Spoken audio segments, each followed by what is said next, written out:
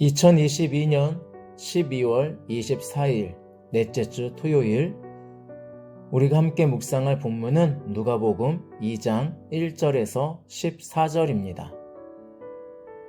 그때에 가이사 아구스도가 영을 내려 천하로 다 호적하라 하였으니 이 호적은 구레뇨가 수리아 총독이 되었을 때에 처음 한 것이라.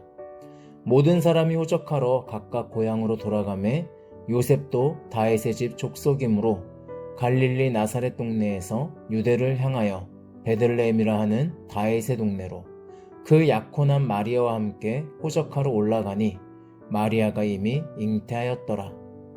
거기 있을 그때에 해산할 날이 차서 첫 아들을 낳아 강보로 싸서 구유에 뉘었으니 이는 여관에 있을 곳이 없음이러라.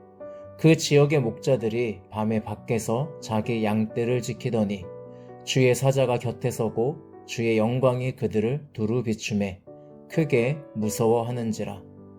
천사가 이르되 무서워하지 말라. 보라, 내가 온 백성에게 미칠 큰 기쁨의 좋은 소식을 너희에게 전하노라. 오늘 다윗의 동네에 너희를 위하여 구주가 나셨으니 곧 그리스도 주시니라.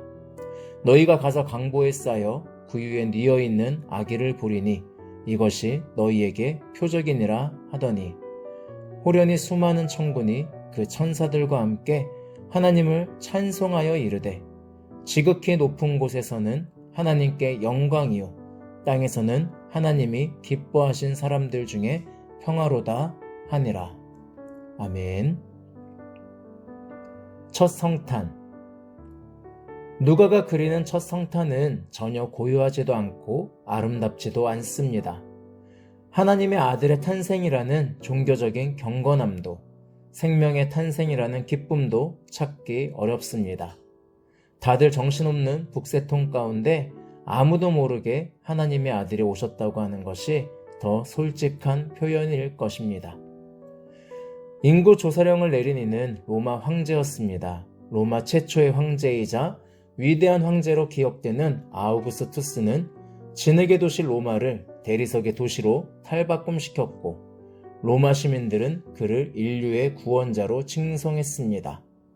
지배자가 자기가 지닌 힘을 확인하고 자기 백성을 얼마나 자신의 뜻대로 통제할 수 있는지를 확인하는 방법이 인구 조사입니다.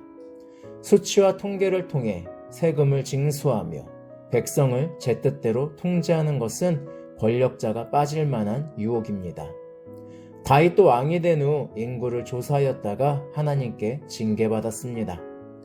지상 최고의 권력자의 조사령에 변방 유대 지역도 들썩거릴 수밖에 없습니다. 위에서야 한마디 명령이지만 아래서는 갑자기 일상이 흔들리고 질서가 흐트러집니다. 요셉과 마리아도 그 흔들림 속에서 갈릴리를 떠나 베들레헴으로 가야 했고 그곳에서 머무르는 동안 해산날이 되었습니다. 다들 오가는 북새통에서 태어난 아기는 자리할 곳이 없어 구유에 누워야 했습니다. 흔들리는 삶 한가운데로 하나님의 아들이 태어나셨는데 안쓰러울 만큼이나 연약하게 오십니다. 구세주의 탄생이라 여길 조금의 여지도 없습니다. 아기 예수의 탄생 소식은 주님의 천사들을 통해 들녘에서 밤을 새는 목자들에게 전해졌습니다. 당시 목자는 손가락질 받는 직업입니다. 남의 양을 치면서 새끼를 몰래 내다 팔고 젖을 훔치는 사람으로 낙인 찍혔습니다. 법정에서는 목자의 증언은 채택되지 않을 만큼 거짓말장애로 치부되던 사람들입니다. 많은 사람 중에 천사는 왜 그런 이들을 찾아가 그리스도의 탄생 소식을 전했을까요? 구원의 기쁜 소식이 왕이나 경건한 종교인이 아닌 밑바닥 인생들에게 전해졌을까요?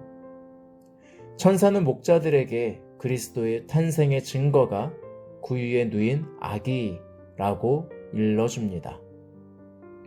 어떻게 나귀의 먹이통에 누운 아기가 하나님의 표징이 될 수 있을까요? 사람들의 거하는 곳 어디에도 자리 잡지 못한 채 밀려나 구유에 누인 연약한 생명과 하나님의 구원을 이루실 그리스도 사이에는 메울 수 없는 간격이 있어 보입니다. 그 당시 메시아를 기다리던 사람 중에서 누가 구유에 누인 아기를 메시아로 받아들일 수 있을까요? 그럼에도 천사들의 찬미는 웅대하고 장엄합니다. 지극히 높은 곳에서는 하나님께 영광, 땅에서는 하나님이 기뻐하신 사람들 중에 평화. 찬양은 하나님의 거룩한 역사가 온전하게 일말의 의혹이나 흔들림 없이 전개되고 있음을 선언합니다. 하나님의 뜻이 여지없이 이루어지고 있다며 환호하고 있습니다. 거기에 비하면 땅은 아무 낌새도 알아차리지 못하고 있습니다.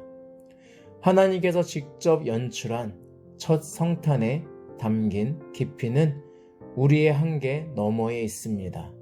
그저 짐작할 수 있는 것은 하늘의 가장 거룩한 구원의 역사가 땅의 가장 낮은 곳에서 시작된다는 것, 사회에서 가장 소외되고 외면받는 이들에게서 비롯되고 있다는 것 뿐입니다.